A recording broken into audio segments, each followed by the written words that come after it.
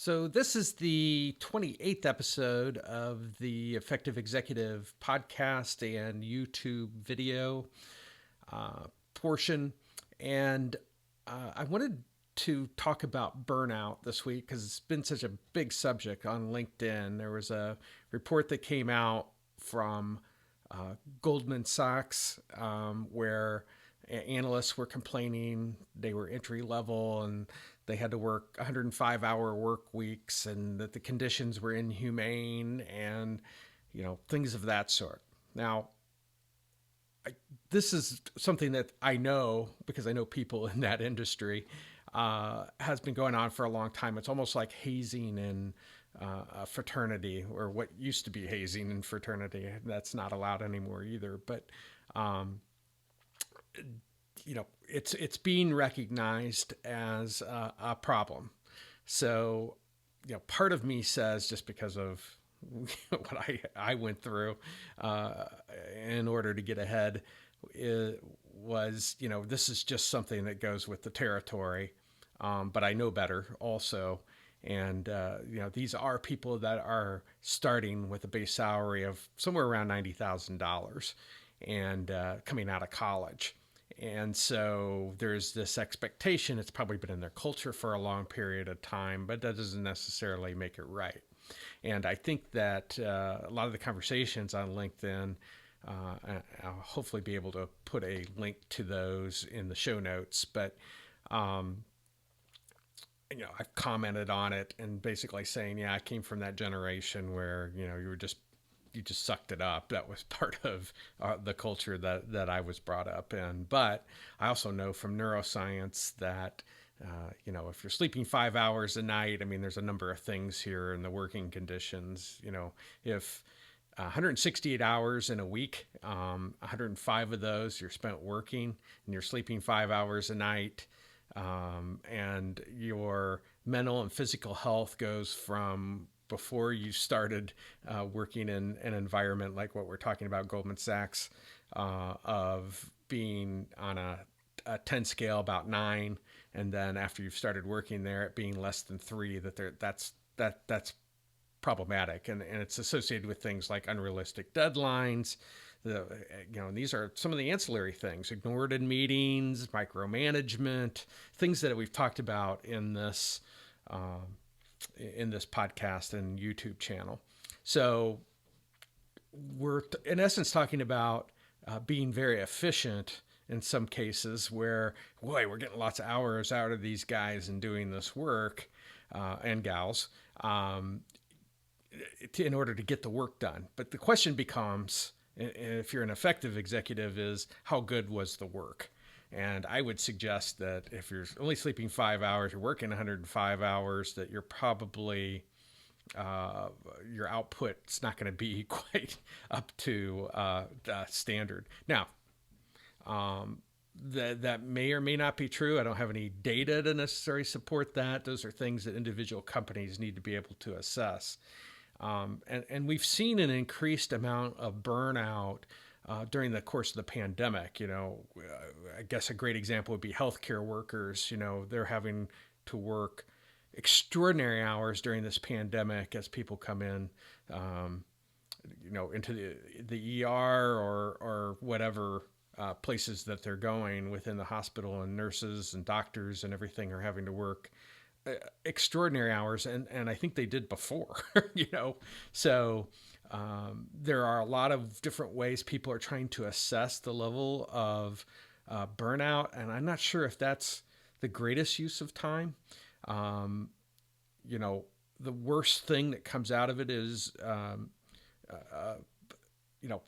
burnout is asking just people, are you burned out? And I don't think that really goes anywhere. How do you know whether you're getting better? Than less people are saying they're burned out. And then there's things associated with it, like there's never any follow-up. Are you burned out? Yeah, I'm burned out. Okay. And then don't do anything. Now that creates distrust in your culture, and that's problematic too. And that creates more stress. You get turnover, you get a whole bunch of things associated with it. So, best thing that you can do, there's really two things. One is support these people. Let's say it's nurses in this case, because we know healthcare has gone through a lot very stressful times. Is to support during the course of this emergency, and I think as a society we've done pretty well there, at least supporting them. Now I don't know what goes on in individual hospitals and things of that sort, but I think ultimately coming out of it, we need to redesign our organizations in order to have an effective workplace under normal conditions. And then if we know that something's going to last for a short period of time, that's good. Now the pandemic's gone on certainly a lot longer than any of us expected it would.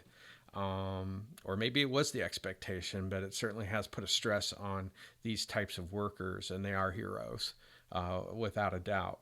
So what are things that you can do in your normal conditions and to avoid the burnout to begin with? And I think there are a number of things associated, and actually 6 things that, as I mentioned earlier, they think that you need to do. I've talked about these 6 things all throughout my videos and podcasts, episodes, and things of that sort. But the first one is social importance. That someone is feeling like they're being able to interact with others in the same plight that they are. In the case of nurses, or the analysts obviously got together at Goldman Sachs and were able to make some movement there, but you need to feel that you're part of almost a culture, a society, I guess, of people, and that social importance becomes very high with individuals. The second is having a clear future. When's the light at the end of the tunnel? If you're an analyst that's entry level, then what's the clear future? When will it end? And I think that probably added stress to workers like nurses, because you never knew when it was going to end. Then there's personal control and freedom. And one of the things that, if you notice in the Goldman Sachs thing, is if you're being micromanaged, and whether it's nurses or anybody else, then it just adds to the stress associated with what's going on. You need some degree of personal freedom over your job, over even the working hours that you have, and things of that sort. Fourth thing is being equitable and fair. If there's any, especially under stressful situations, if things are not equitable, if they're not fair within your organization, you don't think things are fair, like the analysts didn't think it was fair at Goldman Sachs, then obviously that's something that needs to be paid attention to. And it looks like the Goldman Sachs CEO has come out and said, hey, we're going to make some changes associated with it.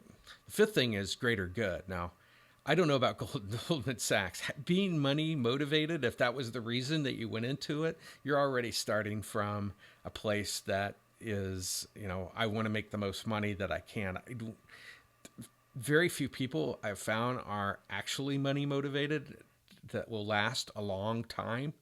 That there has to be some greater good associated with it. And that's why I think nurses and doctors and professions like firefighters and police and things of that sort, they really are committed to making changes that are for the greater good of society. And so that sustains you, in that environment, is that you're doing something to help, but stress is still associated with it. And then the sixth thing is this tie back to the customer that I've talked about, and I'll put the link back to the previous episode. I think it was around February 3rd, where I did one on the functional connection to the customer. So I'll put a link into that. But it's in essence that the more we feel tied to a customer. So if you're a nurse and your patient's right there, that's very helpful. Not so helpful if you're in a contact center and you're talking to somebody over the phone and you never get resolution on what happens because you had to pass it off to somebody else, or you don't have the ability to help that customer to the greatest extent that you can. It's that closure, it's that connection to know that you're able to help someone. And some might say this is greater good, but I see as it's something slightly different. is getting this tie back to the customer. So that's the sixth thing.